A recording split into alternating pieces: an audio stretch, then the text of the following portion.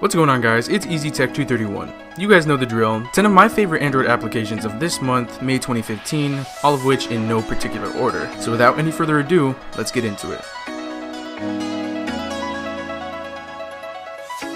First app on hand is an old friend. I've been using this app for years and it's definitely my favorite standalone photo editor on the market. Snapseed is probably the easiest way to edit your photos and make them look extra crispy. The app lets you change pretty much everything about the photo with options such as details, selective adjust, spot repair, and a lot more. Within each setting, you'll find multiple subsettings which you can access and adjust easily just by swiping the screen. There are also a bunch of pretty sweet filters like lens blur, grainy film, HDRscape, and more. Just recently, the app got a pretty heavy material design overhaul, and it looks miles better than the older version.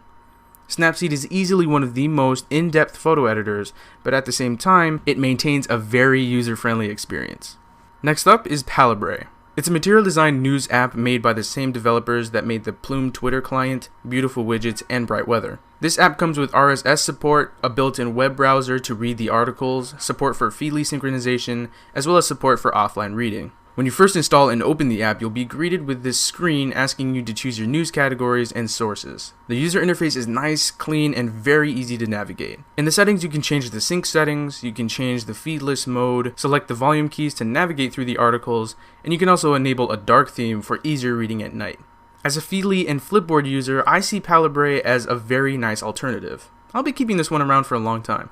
So at app number 3, we have Muram. Come on, don't tell me you expected to watch this video and not come across a wallpaper app. So if you remember the app Wallrocks, Muram will be pretty familiar to you because it's got pretty much the same look and feel. It's got a lot of categories and well over 200 minimalistic wallpapers. The selection of wallpapers is really nice and I often find myself switching between wallpapers from this app. If you're a minimalist like myself, definitely check out Muram.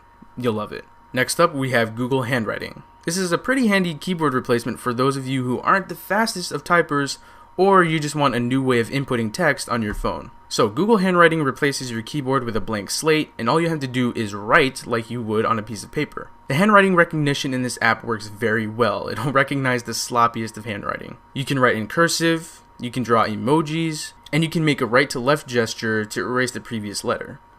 Google Handwriting works especially well with a stylus, so if you have a Note 4 like myself, your handwriting to text experience is now complete. Halfway down the list is Units. With Units, you can convert pretty much anything. You can convert the basics like length, acceleration, and temperature, and you can also convert the more complicated categories like current, frequency, density, radiation activity, and a lot more. The UI is extremely clean and each category has its own color. So definitely give Units a shot if you're looking for the Swiss Army knife of unit conversion apps because it's so simple yet so complex. Sixth app on the list is Month Calendar Widget. This one's pretty self-explanatory. So you just add the widget to your home screen like you would any other widget, you can resize it, and you can also change the theme. And speaking of themes, there are over 60 of them. Unfortunately, you'll have to pay for most of them, but the selection is quite extensive. The widget itself is interactive, so tapping on a date will show you the plans that you had made for that day, if any, and tapping on the month will bring up all 12 months and the ability to switch between years. In my opinion, it's the best calendar widget there is. This is a very solid app, and it's one of the first few apps I install whenever I get a new Android device. Try it out.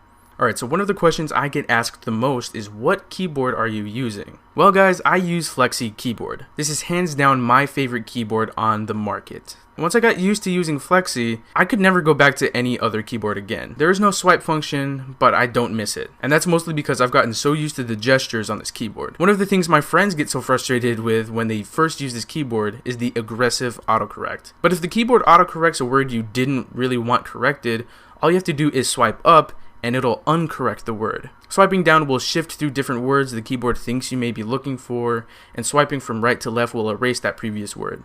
In the app itself, you'll find all the different themes you can enable. You can add extensions like rainbow pops, which, upon tapping a letter, will display a little colorful pop over that letter. You can add a number row, a GIF collection, and a lot more.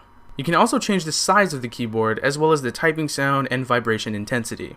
All in all, this is hands down the best keyboard that I've ever used on a smartphone, and I'm never using anything else anytime soon. Nearing the end of the list, we have Fogi. It's a pretty straightforward photography app. With this app, all you have to do is aim at your subject, press the camera button, and move the phone towards the right while maintaining your aim on your subject. After that, the app will analyze and process your photo, creating a pretty awesome parallax 3D effect on your shot. This app has other features like the ability to set your Fogi as your wallpaper, you can add special effects, and share the shot via email and social media, but unfortunately you have to be a pro user in order to set it as your wallpaper and add special effects. It's a pretty cool little application. Imagine taking selfies with this thing. Alright, so second to last we have Over. This app is for you social media heads out there who jump at the chance to post an inspirational quote to Instagram. This app is also pretty straightforward. You just add a picture and add text, artwork, or both. It's very easy to edit your text, and the great thing about that is it's very responsive, helping you get the exact placement you want. This app does have some in-app purchases that include more artwork and font packs. So for all of you mobile photographers out there, go ahead and pair your favorite photo editing app with Over to add some nice text and artwork to your shots. So last but not least, we have Flinks. This is one of the most useful tools you can find on the Google Play Store. Continuing this trend of simple apps, Flinks gives you the ability to load up on web links without leaving your current app. So how does this work? Say you're scrolling through Twitter, for example, and you come across a link you want to see, but you don't want to leave your current position in Twitter. Well, as long as you have Flinks set as your default app for opening links, tapping on the link will toss that link into the Flinks bubble and keep you in Twitter. You can tap on multiple links and they'll just pile up into that little bubble until you're finally ready to read them. So tapping on the bubble will bring up a very familiar looking interface. Yeah, it looks like Facebook Messenger, right? Yeah, this is where you'll be able to browse through the links that you tapped on, and look, you still haven't left Twitter, because this app has its own built-in browser. Flinks makes it super easy to share your links and save them from reading later. It makes browsing the web more enjoyable and much more convenient. Definitely give this one a shot. So that about does it for this month's best Android apps. I hope you guys enjoyed the video. If you did, feel free to smash that like button. I've also got all of the apps listed down below in the description. Go ahead and follow me on Twitter at EasyTech231, and I'll see you guys